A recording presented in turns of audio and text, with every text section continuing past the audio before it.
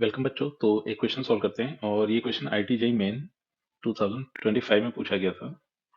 Question में statement देखिए, if sigma of r plus 3 divided by 2 to the power r 9 C r where r varying from 1 to 9 is equal to alpha times 3 by 2 to the power 9 minus beta where alpha and beta are natural numbers, then alpha plus beta का whole square is equal to. तो अब एक काम ही कर लेते हैं कि इस क्वेश्चन को सॉल्व करने के लिए ये जो मतलब लेफ्ट हैंड साइड दी गई, सबसे पहले तो इसको ऐसे लिख लेते हैं, sigma are varying from 1 to 9 R plus 3 और फिर 9 C R 1/2 to the power R.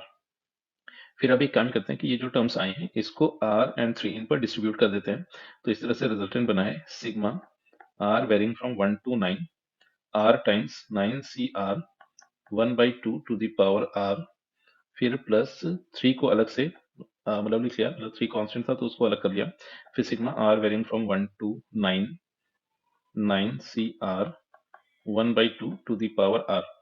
अब एक काम ही करते हैं कि इस टर्म को सबसे पहले सिंप्लीफाई करने के लिए एक आइडेंटिटी यूज कर लेते हैं, that is n C r को n upon r n minus one C are minus one लिख सकते हैं। और फर्दर एक और आइडेंटिटी यूज कर लेंगे।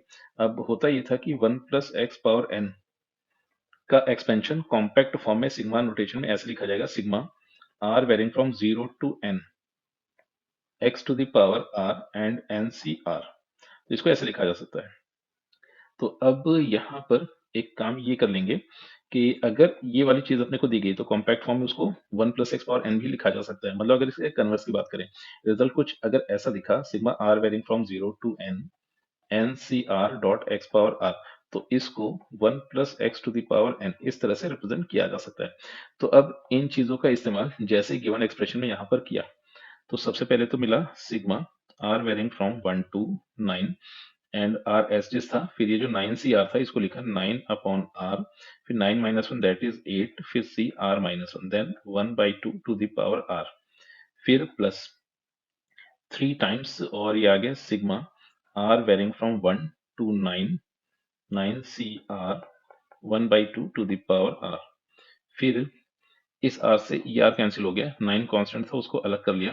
फिर रिजल्टेंट बना अपने पास sigma are varying from 1 to 9 8 C are minus one 1/2 to the power are, फिर प्लस 3 टाइम्स। अब इसको एज इट इज लिख लेते हैं। सबसे पहले तो R varying from 1 to 9 9 C R 1/2 to the power are.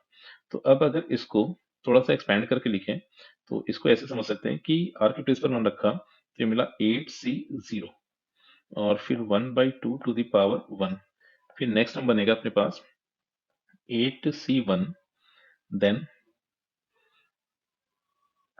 1/2 to the power 2 plus, और फाइनली जैसे ही आर के प्लेस पर 9 रखा तो ये मिल जाएगा 8c8 1/2 टू द पावर 9। तो अब अगर इस टर्म को पहले सिंप्लीफाई करें तो एक काम ये कर लेते हैं कि सबसे पहले तो डिनोमिनेटर से 2 कॉमन कर दिया, तो ब्रैकेट में बाहर मिला 9/2। अब ये कुछ कुछ ऐसे दिखेगा, 8c0 1/2 to the power 0, 8c1 1/2 to the power 1, और फाइनली यहाँ पर मिलेगा 8c8 1/2 टू द पावर 8।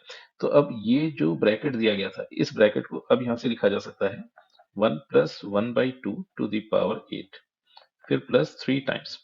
अब अगर इस सिग्मा नोटेशन को थोड़ा सा सिंप्लीफाई करके लिखे एक्सपेंशन फॉर्म में, तो ये बन रहा है 9c1 फिर 1/2 टू द पावर 1, फिर 9c2 1/2 टू द पावर 2, और सिमिलरली लास्ट में रिजल्ट मिलेगा 9c9 and 1/2 to the power 9।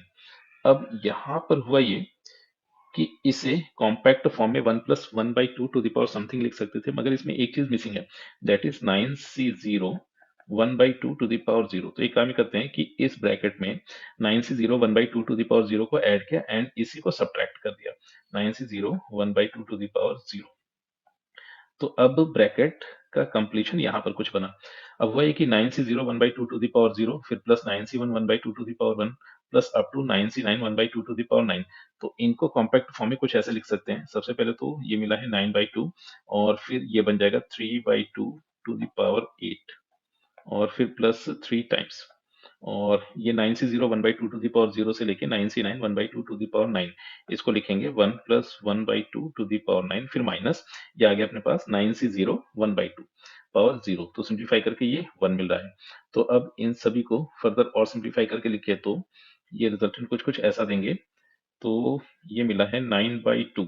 तो एक काम करते हैं, 9 को 3 मल्टीप्लीकेशन 3 लिखा और एक 3 जैसे इसके पास आया तो बन गया 3 टू द पावर 9, और 2 को जैसे इसके पास भेजा तो ये भी बन गया 2 टू द पावर 9, फिर प्लस 3 टाइम्स, अब इस 3 का इस ब्रैकेट मल्टीप्लाई हुआ तो ये मिल गया है 3/2 टू द पावर 9, तो ये मिला 3 पावर 9 एंड डिवीजन में 2 पावर 9, फिर माइनस 3। तो इसको अगर सिंप्लीफाई किया तो 3 प्लस 3, तो ये मिल गया है 6 टाइम्स 3/2 टू द पावर 9, फिर माइनस का 3। अब जैसे ही इसे राइट हैंड साइड वाले गिवन एक्सप्रेशन से कंपेयर किया तो यहां से अल्फा की वैल्यू मिल जा रही है 6 एंड बीटा की वैल्यू मिल जा रही है 3। तो इस तरह से इस एक्सप्रेशन की वैल्यू पता करनी थी, तो ये बन गया 6 + 3 का whole square, that is 81, and यही इस क्वेश्चन का आंसर है।